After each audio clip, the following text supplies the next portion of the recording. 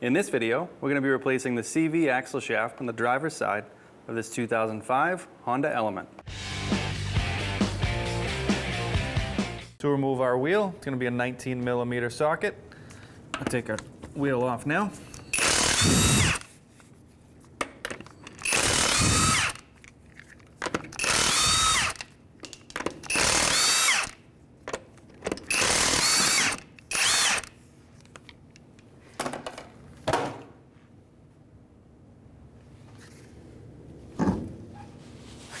So we're going to remove our cotter pin on our castle nut for our ball joint.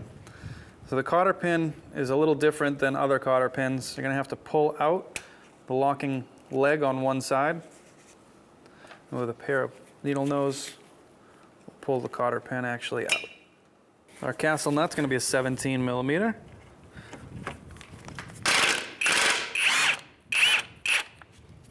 So what we're going to do here is actually leave our castle nut on a few threads.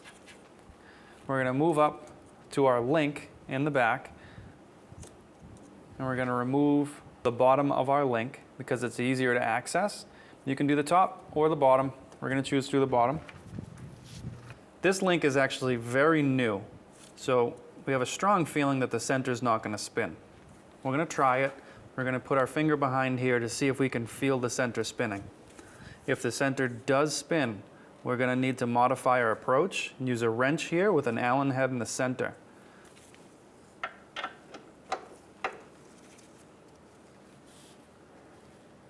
All right, so we have no movement on the center there. All right, you can see that the nut's moving out. The center's not spinning, which is fantastic. Makes this a little easier. So we'll take that nut all the way off. Just take a small hammer and just push that link out of the control arm. So you want to try and recenter your link in the center of its travels, so it's not too far up or down. That way when you put it back in, you want it to be as centered as possible. You don't want it to be maxed out when you put it in. So just move that out of the way. And now we can focus on separating our ball joint from the lower control arm. We did it this way, so that way this was ready to go when we remove the link, and removing the link will allow us to get more movement on our control arm. So what we're going to do is leave our castle nut on. We're going to leave a little gap here which will allow our control arm to drop down. Control arm only needs to come down a little bit to let us know that we've separated it from the ball joint. We're going to do that with a 5-pound sledge to the control arm. This will be hopefully the first and last option we'll try. If not, we'll try and use a ball joint separator, and then worst case scenario, a pickle fork. I want to try and stay away from the pickle fork because it normally does damage to the boot on the ball joint.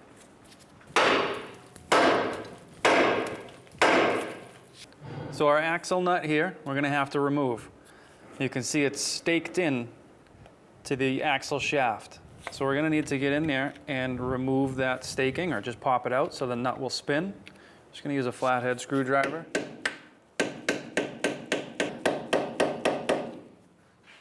So when you're doing this, you're going to need to replace your axle nut.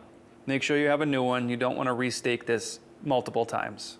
So now that we have it open and ready to go, we're going to use a 36mm socket and take the axle nut off.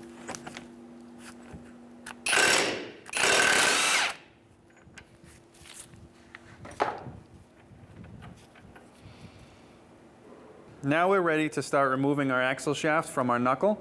To make that a little bit easier for us, we're going to remove our knuckle from the control arm, which is why we separated the ball joint. So now we'll take off the castle nut. We can come in the back here or the front, whatever angle you can get to it, and with a pry bar, pop your ball joint out of the control arm without doing damage to the boot.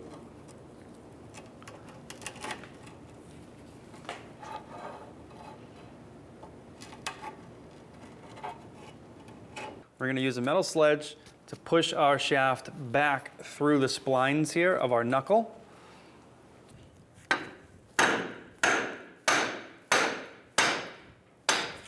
So you'll get it to a point right about here where it's loose and it's movable by hand. So now from the back side, we can grab a hold of the axle shaft. Front side, we can grab a hold of our knuckle with our brakes and just pull the two apart from each other. I'm going to try and pull the axle shaft out of the knuckle while pulling our knuckle away, just like that. From up underneath, what you're going to want to do is drive this part of the axle shaft here away from the transmission. You're going to want to drive it outwards. Or what you can do also is come in here with the pry bar between the two, between your axle shaft and transmission, and give it a couple of taps upwards. And what you're doing there is popping the axle shaft past the snap ring. And you may drop a little bit of transmission fluid out of there. Just be ready with some kind of spill protection. Now that we've popped it away from the transmission and off of the lock ring, we should be able to pull it straight out and off. And because we're removing this, it's okay if we pull on it. Otherwise, you do not want to pull on it. You'll separate it from the backside. So it's still pretty well locked in there. So we're going to come in back with a pry bar. And now that we have it removed, we can take it out. This snap ring here, or this ring, was what was giving us the tension on removing it. So once you get that pop forward, it should come out a little bit easier. That's your resistance there. And again, when we install the new one, this will be our resistance point going in. So our new axle shaft is going to go in this way. You can see here's our new ring. The easiest thing to do is let gravity do the work on the ring. Let the open end face downward. Okay? So now that we've got that face downward, we're going to have to angle and slightly bend to get the back half of the shaft into the transmission. Push that knuckle forward.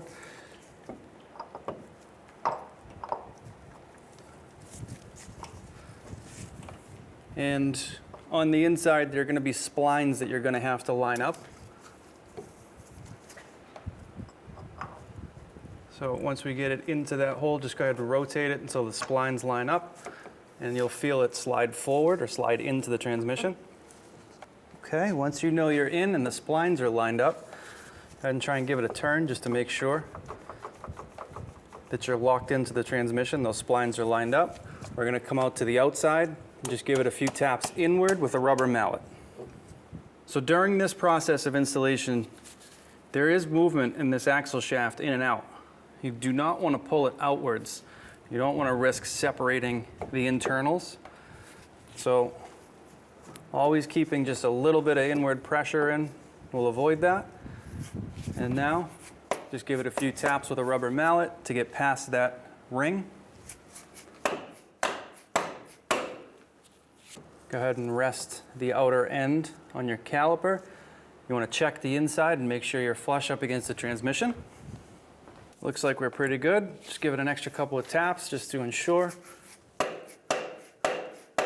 So now that your axle shaft is into the transmission, the next goal is to get the outside through your knuckle and through the front hub.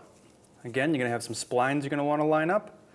If you want to and decide to, put just a few dabs of grease inside the knuckle where the splines meet up.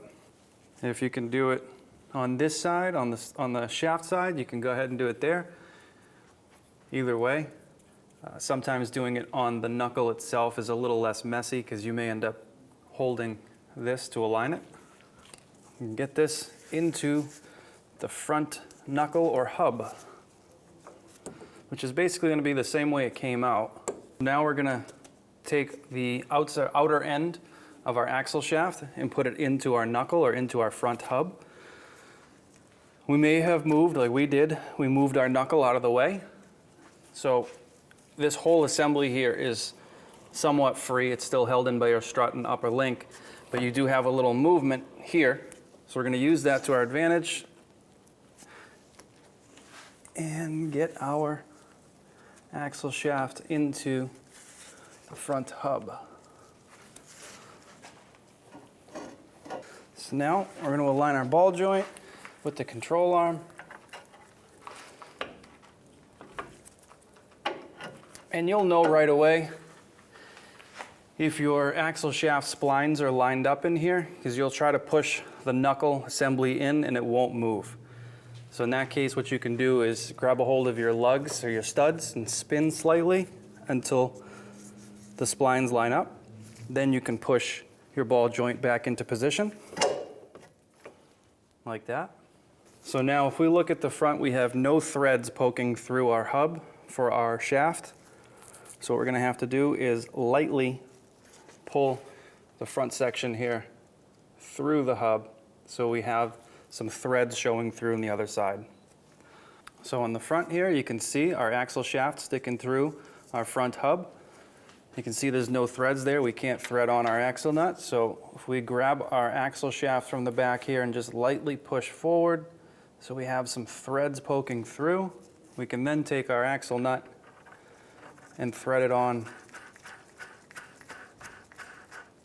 just to hold our axle shaft into position, because before we lock this down, we're going to need to put a little oil on the back side of this nut. But now that's in place, the axle shaft isn't going to slide forward or backwards. We can put together our control arm with our link. So our link is in the center of its travel. It's not too far up or down, which is ideally where we want it. But you can see if we try to put it back through the hole, it's not lining up. So we have a small pry bar. We're just going to move the sway bar up and the control arm slightly down until we can put that link into position. This link is really new and it's in really good shape, which means that when we go to spin this nut on and tighten it down, the center portion probably will not spin. If it does spin, then we'll have to lock it down on this side with an Allen wrench, and we'll have to use a wrench here to tighten this up. We'll thread this on, and with a couple of fingers or a finger behind here, feel that center section to see if it is spinning.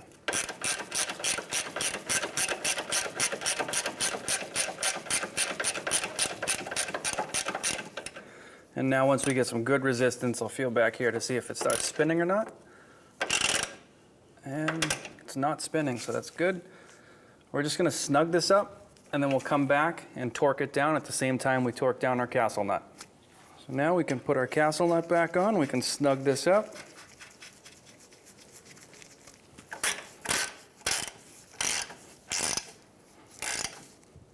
All right, now we'll come back and torque up our castle nut and link at the same time. Now our link is going to get torqued down to 29 foot-pounds. Again, we're going to keep a finger on the back to make sure the center's not spinning. Oh, looks good. All right, now we'll move on to our castle nut. So our castle nut is going to get torqued down to 43 to 51 foot-pounds.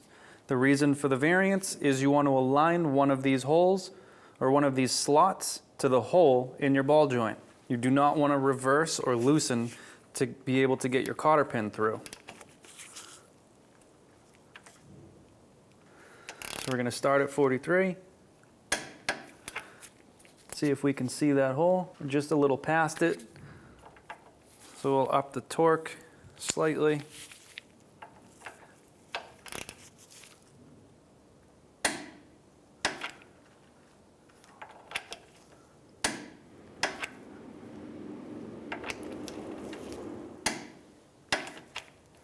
And right there is our hole. And now we can put in our cotter pin. Make sure we press this in so the hook engages on the back, and that's done. So our axle nut here was just finger tighten on. We're going to head and back that off now.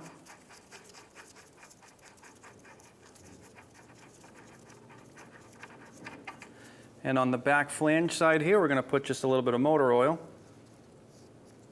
And we're going to put this back on.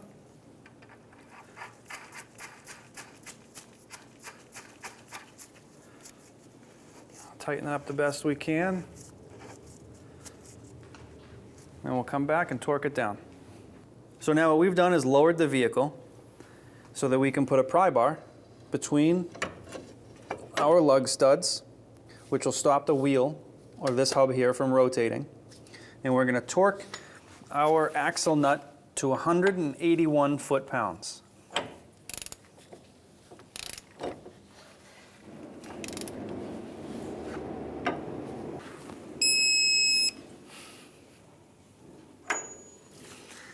All right, so now that that's done, we can remove our pry bar here.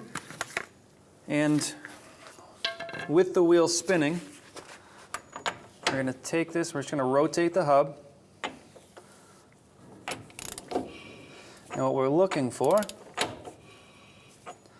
is this notch right here to be vertical, so that when we stake our axle nut into the axle shaft, it's easy to do up and down.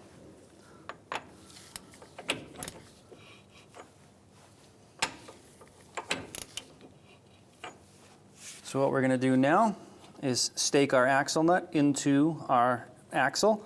That way the nut doesn't back itself off.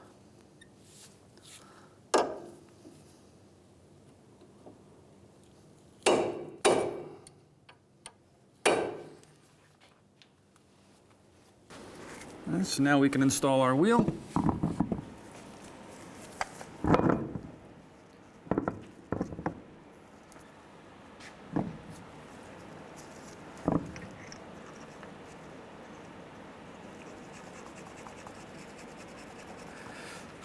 Sometimes when I'm having an issue centering or getting the wheel on nice and flat, I like to do a top nice and tight, push in, do a bottom nice and tight, and then rock back and forth till I get those two nice and tight.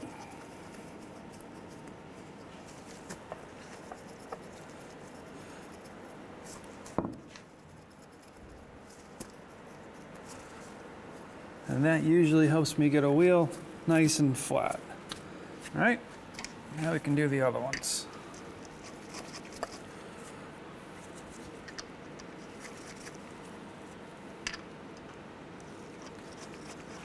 Come in here with our 19 millimeter. Just snug these up.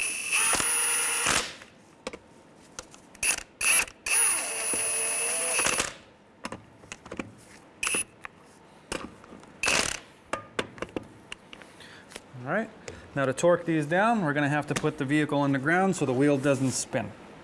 Now that our vehicle's on the ground, we're gonna torque our lug nuts down to 80 foot-pounds. We're gonna do it in a crisscross pattern.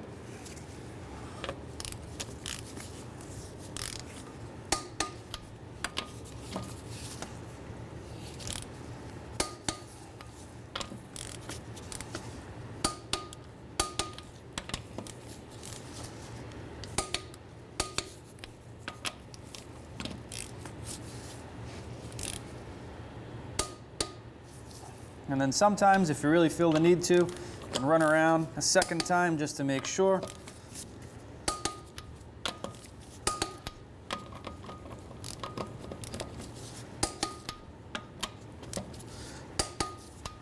After finishing this installation, it's important to have an alignment done on your vehicle.